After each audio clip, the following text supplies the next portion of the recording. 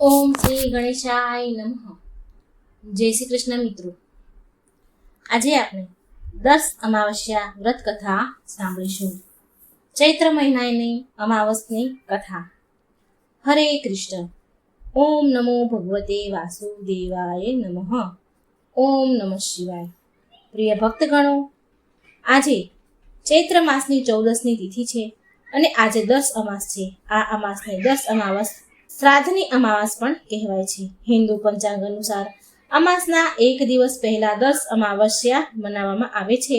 આને નાની અમાસ પણ કહેવાય છે. સ્નાન દાન અમાસ સમાન આ સ્નાનનું બહુ મહત્વ હોય છે. ભલે આ દિવસે ચંદ્રમાના દર્શન થતા નથી, પણ આ દિવસે સાચા મનથી ચંદ્રદેવની પૂજા આરાધના કરવાથી જલ્દી ભક્તોની મનોકામના પૂરી થઈ જાય છે. આ સિવાય 10 અમાસના દિવસે પિતૃઓ ધરતી પર આવે છે અને એમના પરિવારને સદસ્યોને ખુશ રહેવાનો આશીર્વાદ આપે છે. આ ચૈત્રી અમાસનો આટલો મહિમા છે.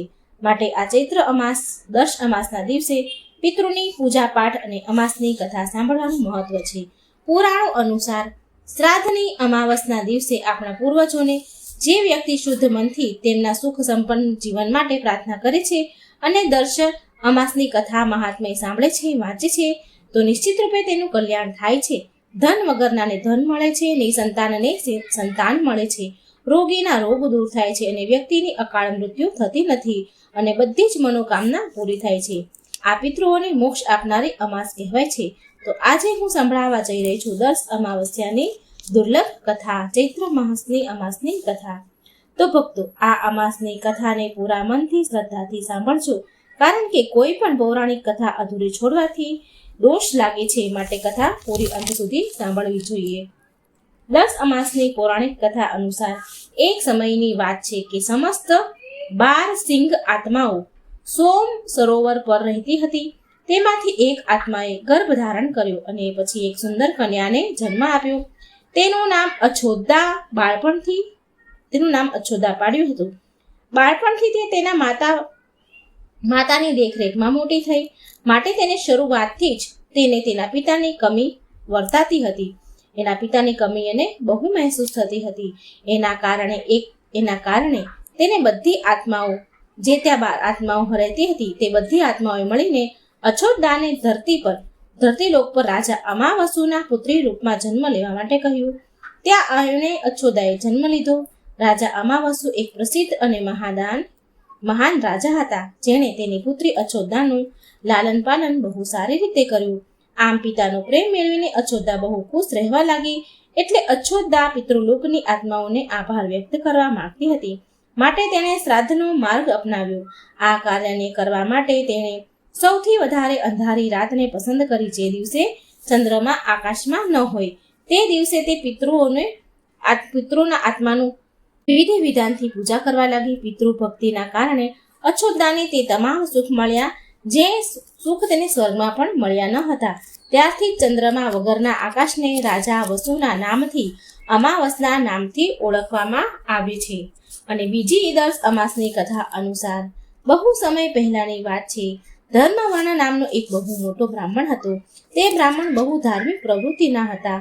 તે હંમેશા વ્રત ઉપવાસ કરતા, ઋષિ મુનિઓને આદર કરતા અને તેમની પાસેથી જ્ઞાન મેળવતા હતા. એકવાર તેમણે કોઈક મહાત્માના મુખેથી એવું સાંભળ્યું કે કળિયુગમાં ભગવાન વિષ્ણુના નામ સ્મરણથી જે પુણ્ય ફળ મળે છે તે કોઈ પણ કાર્યથી નથી મળતું. માટે અન્ય બીજા યુગોમાં જે પુણ્ય યજ્ઞ કરવાથી પ્રાપ્ત થતા હતા, એનાથી પણ વધારે અધિક ફળ આ ઘોર કળિયુગમાં ભગવાનનું નામ સ્મરણ કરવાથી મળે છે. આવું એમણે સાંભળ્યું.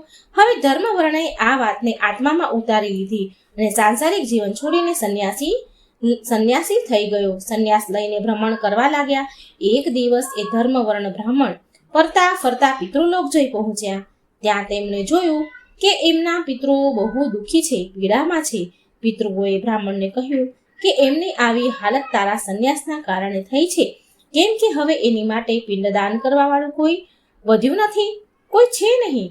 જો તું પાછો જઈને તારા ગ્રહસ્થ જીવનની શરૂઆત કર અને સંતાન ઉત્પન્ન કર, તો અમને આ કષ્ટથી રાહત મળે. પિતૃઓએ આવી સલાહ ધર્મવર્ણ બ્રાહ્મણ તેમના વંશજને આપી. આની સાથે એ પણ કહ્યું કે ચૈત્ર અમાસના દિવસે વિધિ વિધાનથી પિંડદાન કરો.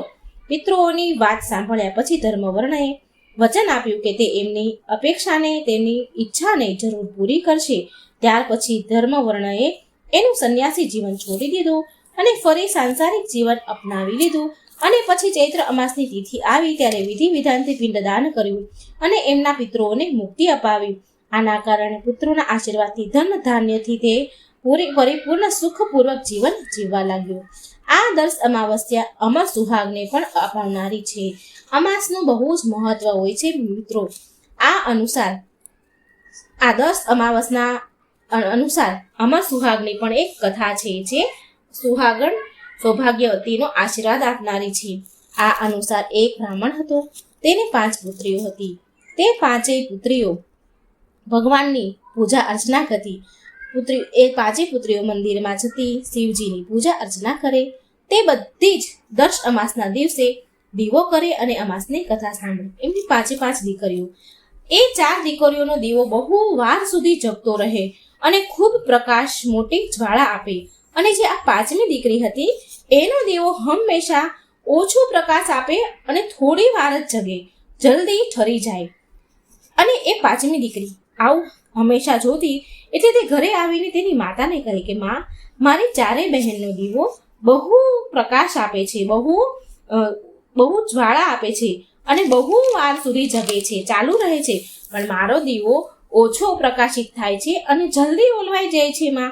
એટલે તેની માતા બોલી કે બેટા, હવે તું વધારે ઘી નાખજે અને દીવામાં, અને એટલે તારો દીવો વધારે વાર, બહુ વાર સુધી જગશે.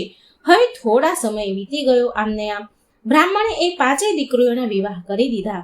પણ 4 દીકરીના ઘરે બહુ ધન હતું, પૈસાદાર હતા, ધન ધાન્યથી સુખી હતા. પણ જે આ 5મી દીકરી હતી એના ઘરે બહુ ગરીબી હતી. 1 ટકનું લાવીને 1 ટકનું ભોજન ખાય એવી એની હાલત હતી.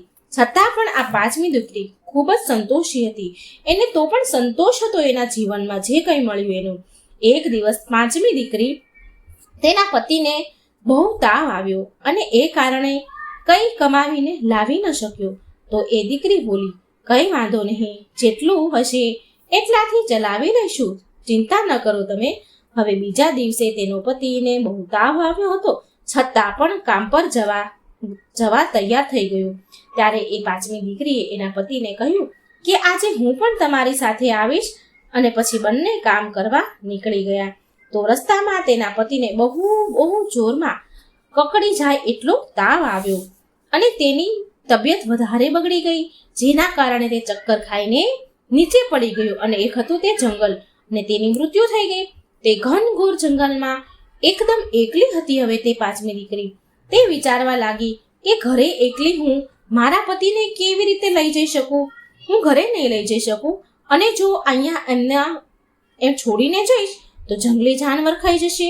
તો એ એના પતિને એના ખોળામાં રાખીને રડવા લાગી, જોર જોરથી વિલાપ કરવા લાગી અને એવું તો બોલવા લાગી.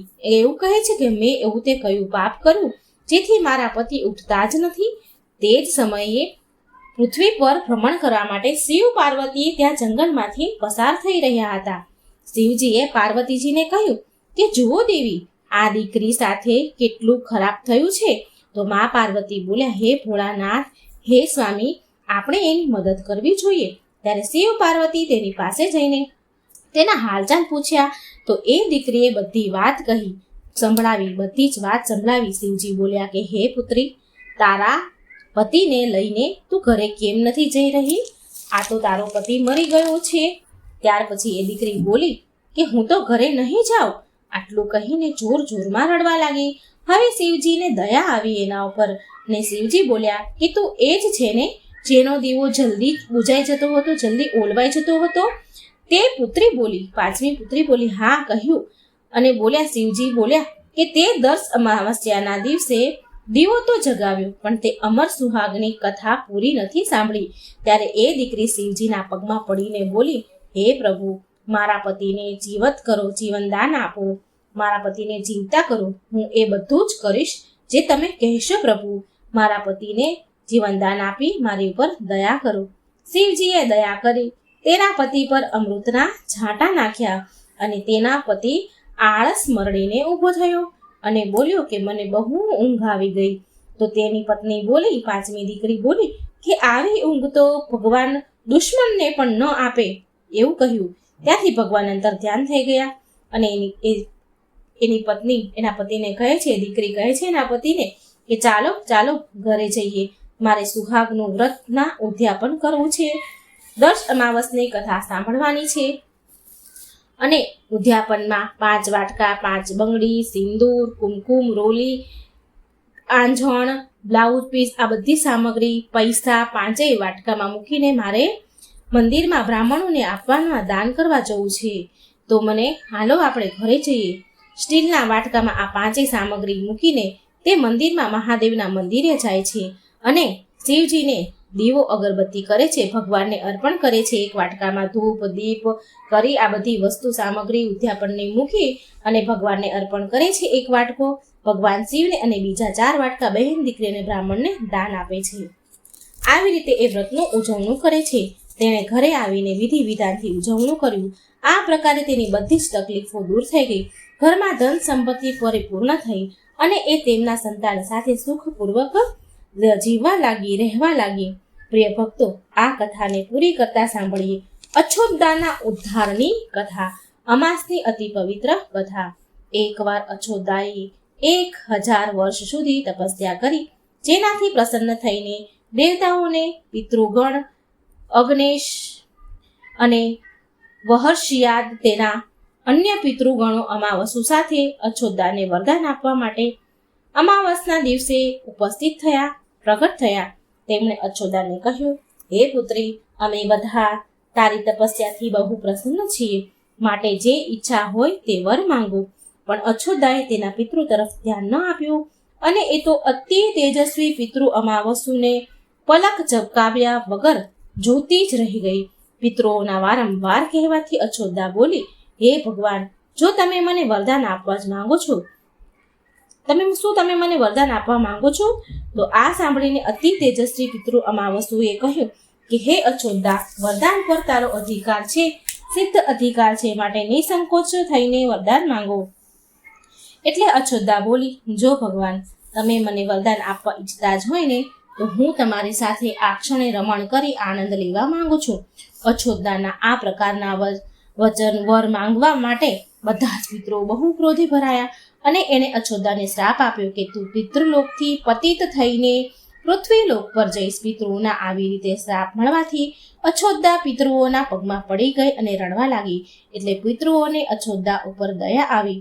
તેણે કહ્યું કે તું પતિત યોનિમાં શ્રાપ મળવાના કારણે મત્સ્ય કન્યાના રૂપમાં જન્મ લઈશ.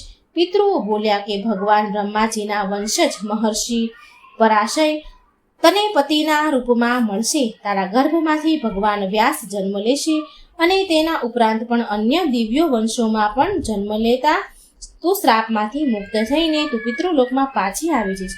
પિતૃઓના આમ કહેવાથી અછોદા શાંત થઈ. પ્રિય ભક્ત મિત્રો, અમાવસુના બ્રહ્મચર્ય અને ધર્મની બધા જ પિતૃઓએ વખાણ કર્યા અને વરદાન લીધું કે તે અમાસની તિથિ અમાવસ્યાના નામે ઓળખાશે. જે વ્યક્તિ કોઈ પણ દિવસે શ્રાદ્ધ કરે છે અને માત્ર કોઈ પણ દિવસે શ્રાદ્ધનો જો ન કરી શકે અને માત્ર ચૈત્ર અમાસના દિવસે શ્રાદ્ધ તર્પણ કરે તો તેને પુણ્ય ફળ મળે છે. તો એ પુણ્ય ફળ મેળવીને એમના પિતૃઓને તૃપ્ત કરી શકે છે. જો આપણાથી બીજા કોઈ સમયે શ્રાદ્ધ ન થઈ શક્યું હોય તો આ ચૈત્ર અમાસે આપણે શ્રાદ્ધ તર્પણ કરી શકીએ છીએ. ત્યારથી પ્રત્યેક મહિનાની તિથિને સર્વાધિક મહત્વ અપાયું છે. અમાસની તિથિને ત્યારથી મહત્વ અપાયું અને આ તિથિ શ્રાદ્ધની અમાસની તિથિ રૂપે મનાવવામાં આવી. આ જ પાપના કારણ હેતુથી કાળાંતરમાં અછોદા મહર્ષિ પરાશરની પત્ની અને વેદવ્યાસની માતા સત્યવતી બન્યા હતા. ત્યાર પછી સમુદ્રના અંશભૂત શાંતનુની પત્ની થઈ અને 2 પુત્ર ચિત્રાંગત અને ચિત્રવીર્યના ને જન્મ આપ્યો હતો. એણે આના નામથી કળિયુગમાં અષ્ટાંગ શ્રાદ્ધ મનાવવામાં આવે છે. તો બોલો શિવશંકર ભગવાનની જય. પાર્વતી પતે હર હર મહાદેવ. ઓમ નમો ભગવતે વાસુદેવાય. મિત્રો હવે આપણે સાંભળીશું અમાવસ માતાની કથા, 3 પનોતી અમાવસની કથા. અમાવસ માતાની કથા મિત્રો ધ્યાનથી સાંભળજો. મિત્રો આજે આપણે અમાવસ માતાની વાર્તા સાંભળીશું. એક ગામમાં એક સાસુ વહુ રહેતા હતા. એકલા જ રહેતા હતા અને તેમનો છોકરો વિદેશમાં કમાવા માટે ગયો હતો. સાસુ વહુ બહુ સારી રીતે રહેતા હતા. બંને એકબીજાની સારી સંભાળ રાખતા. એક દિવસ વહુએ ખાવાનું ખાધું નહીં તો તેની સાસુએ વહુને બહુ પૂછ્યું કે વહુ બેટા, તે આજે કેમ નથી ખાધું, તું કેમ ન જમી? તો વહુ બોલી કે માં, આજે મારે 3 પનોતી અમાસનું વ્રત છે, માટે હું નથી જમી. તો સાસુ બોલ્યા કે વહુ, આ વ્રતથી શું થાય છે? આ વ્રત કરવાથી શું મળે છે એ મને કહે. તો વહુ બોલી, સાસુમાં, 3 પનોતી અમાસનું વ્રત કરવાથી બહુ પુણ્ય મળે છે. ઘરમાં અન્નધનના ભર્યા ભંડાર રહે છે, સુખ શાંતિ રહે છે, અખંડ સુહાગ મળે છે અને પુત્રની પ્રાપ્તિ થાય છે. અને આ વ્રતમાં દરેક વર્ષે અલગ અલગ ખાવાનું હોય છે અને ભગવાન વિષ્ણુના મંદિરમાં જડાવો કે કોઈ પણ વસ્તુ દાન કરવાનું હોય છે કે પછી કોઈ પણ બ્રાહ્મણને દાન દેવાનું હોય છે. આ વ્રતમાં પહેલા વર્ષે સાકર, ઘી અને ચોખાથી બનેલું જમવાનું હોય છે. પહેલા વર્ષે વ્રત પૂરું થયા પછી 1.25 કિલો ચોખા અને 1 વાટકી ઘી અને 1 વાટકી સાકરનું દાન કોઈ પણ બ્રાહ્મણને અપાય છે.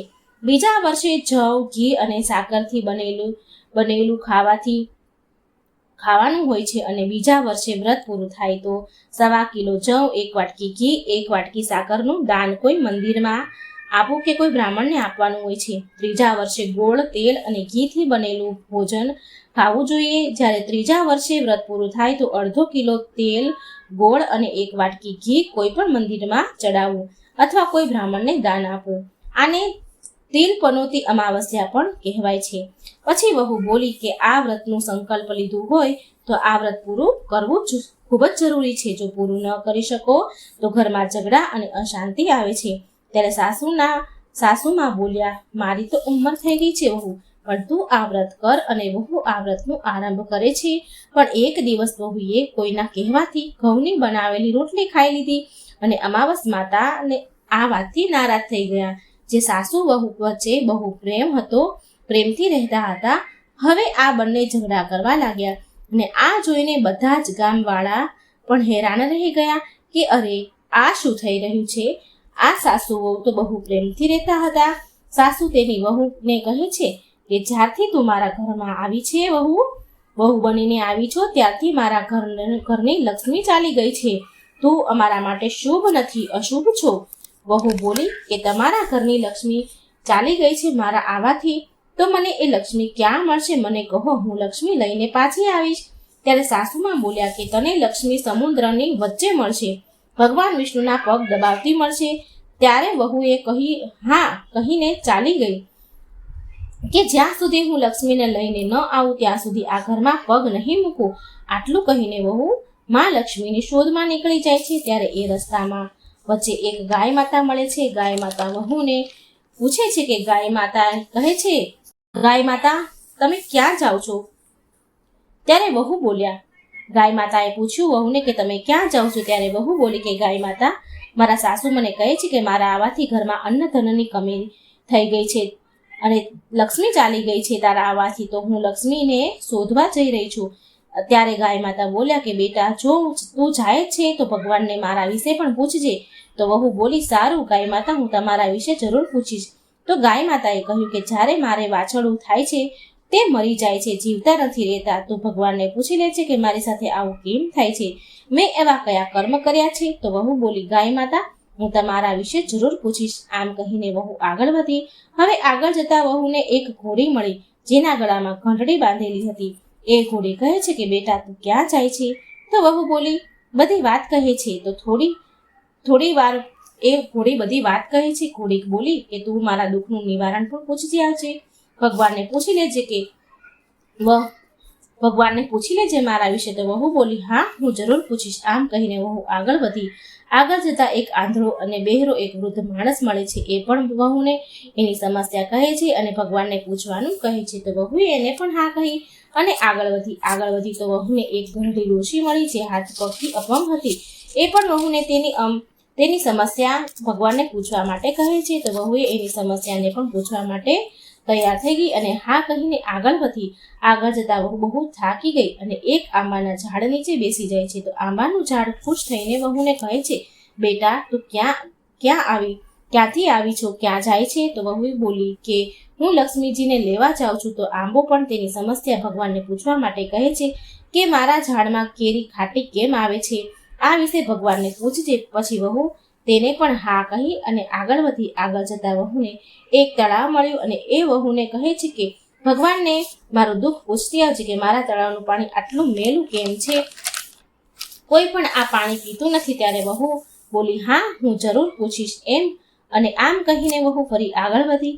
બહુ દિવસ જંગલમાં ચાલતા ચાલતા એ વહુ થાકી ગઈ. તેને ભૂખ પણ બહુ લાગી, પણ ખાવાનું મળતું નહોતું અને થાકી ગઈ અને જંગલમાં બેભાન થઈને પડી ગઈ.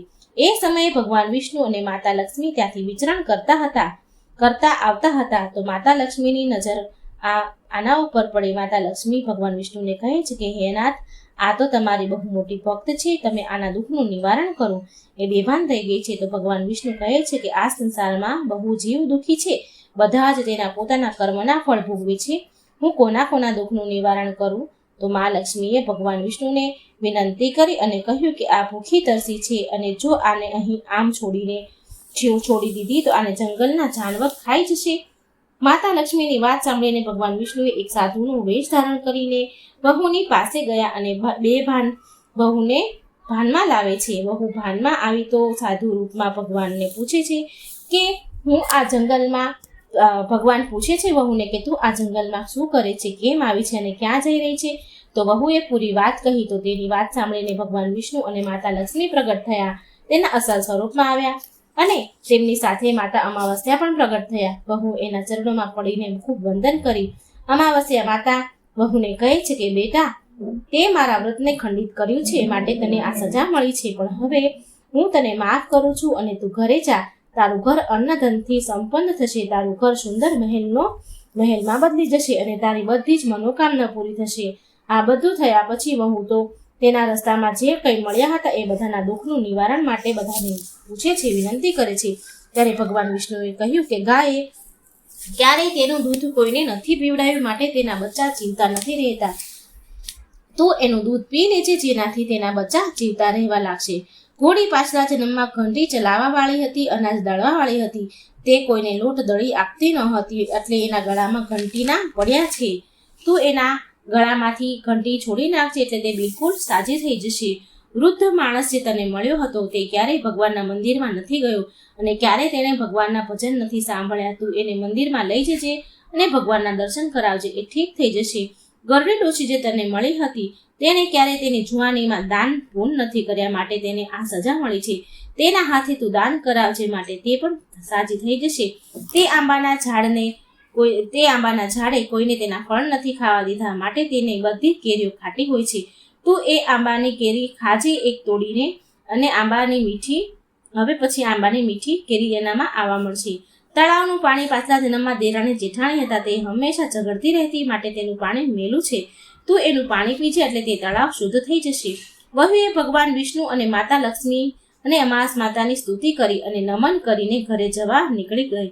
અને રસ્તામાં એને જે પણ મળ્યું હતું તે બધાની સમસ્યા ભગવાનના કહેવા પ્રમાણે દૂર કરતી ગઈ અને ઘરે ગઈ. બધા તેને આશીર્વાદ આપે છે. ઘરે જતા તેનું ઘર એક સુંદર મહેલમાં બદલી જાય છે અને ઘરમાં અન્ન ધનના ભંડાર ભરેલા હોય છે. હવે વહુ સાસુમાને કહે છે કે સાસુમા, તમે મને સાચું કહ્યું હતું, તમારા માટે હું શુભ નથી. મારા જવાથી તમારા ઘરમાં લક્ષ્મી આવી, તમે અહીં રહો, હું મરવા જાઉં છું. ત્યારે સાસુમાં બોલ્યા કે બેટા, આ બધું તારા અમાસના વ્રતનું ફળ છે, જે અમને મળ્યું છે. તું અહીં જ રહીશ, ક્યાંય નથી જવાનું. અને સાસુ વહુ ખુશીથી રહેવા લાગ્યા. એક દિવસ તેનો દીકરો પણ વિદેશથી આવી ગયો અને એના દીકરાને આ બધું જ તો એની માતાએ વહુની બધી જ વાત કહી, એના વ્રતની વાત કહી. અને આવી રીતે મા દીકરો અને વહુ ખુશીથી રહેવા લાગ્યા. જય હો અમાવસ્યા માતા, જય હો ભગવાન વિષ્ણુની, જય મા લક્ષ્મીની. મિત્રો, આ પવિત્ર અમાસની કથાઓ બીજાને સંભળાવજો. પવિત્ર પાવન કથા સાંભળવાનો બીજાને પણ અવસર આપજો. માટે વિડીયો લાઈક કરજો, શેર કરજો અને મારી ચેનલને સબસ્ક્રાઈબ પણ જરૂર કરજો. આ અમર સુહાગની વાર્તાઓ, અમાસની કથાઓ જરૂર સાંભળજો. જય શ્રી કૃષ્ણ, રાધે રાધે. Thank you.